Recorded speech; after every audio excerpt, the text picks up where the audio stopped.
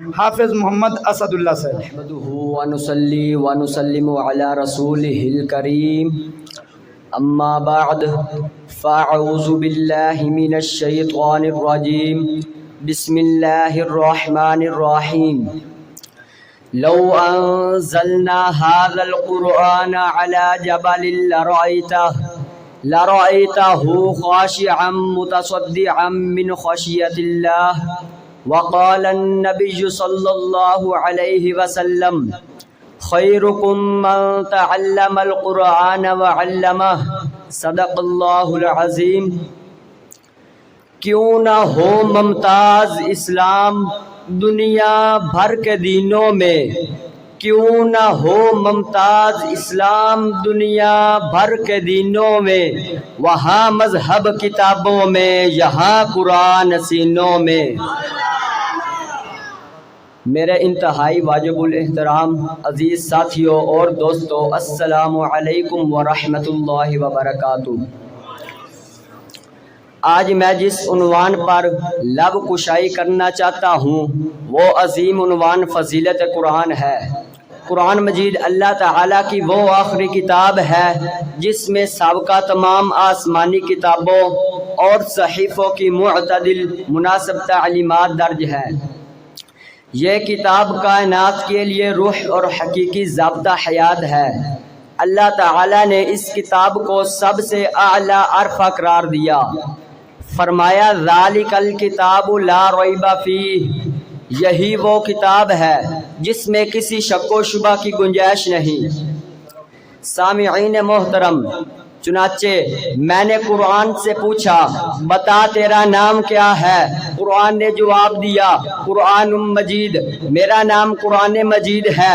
میں نے قرآن سے پوچھا بتا تیری زبان کیا ہے؟ قرآن نے جواب دیا بلسان عربی مبین، میری زبان عربی ہے۔ میں نے قرآن سے پوچھا بتا تیری حفاظت کی کیا گارنٹی ہے؟ قرآن نے جواب دیا انا نحن نزلنا الذکر وانا لہ لحافظون، میری حفاظت کا ذمہ خود خالق کائنات نے لیا۔ میں نے قرآن سے پوچھا بتا تجھ میں کسی شک کی گنجائش تو نہیں؟ قرآن نے جواب دیا ذالک الکتاب لا ریب فیہ، اس میں کسی شک و شبہ کی گنجائش نہیں۔ میں نے قرآن سے پوچھا بتا تو کہاں رہا؟ قرآن نے جواب دیا فی لوح محفوظ، میرا مسکن لوح محفوظ تھا۔ میں نے قرآن سے پوچھا بتا تجھے کون لایا؟ قرآن نے جواب دیا نزل بہ الروح الامین۔ میں نے قرآن سے پوچھا بتا تو کس پر آیا؟ قرآن نے جواب دیا نزل علی محمد۔ میں نے قرآن سے پوچھا بتا تو کس کی طرف سے آیا؟ قرآن نے جواب دیا تنزیل من رب العالمین۔ میں نے قرآن سے پوچھا بتا تو کس مہینے میں آیا؟ قرآن نے جواب دیا شہر رمضان الذی انزل فیہ القرآن۔ میں نے قرآن سے پوچھا بتا تو کس رات میں آیا؟ قرآن نے جواب دیا انا انزلناہ فی لیلۃ القدر۔ میں نے قرآن سے پوچھا بتا تو کیوں آیا؟ قرآن نے جواب دیا ھدی للناس۔ حضور اکرم صلی اللہ علیہ وسلم نے قرآن کے بارے ارشاد فرمایا القرآن حجۃ لک او علیک، قرآن یا تو تیرے حق میں گواہی دے گا یا تیرے خلاف گواہی دے گا۔ کملی والے نے فرمایا اشرف امتی حاملۃ القرآن، میری امت کے معزز لوگ حاملین قرآن ہوگے۔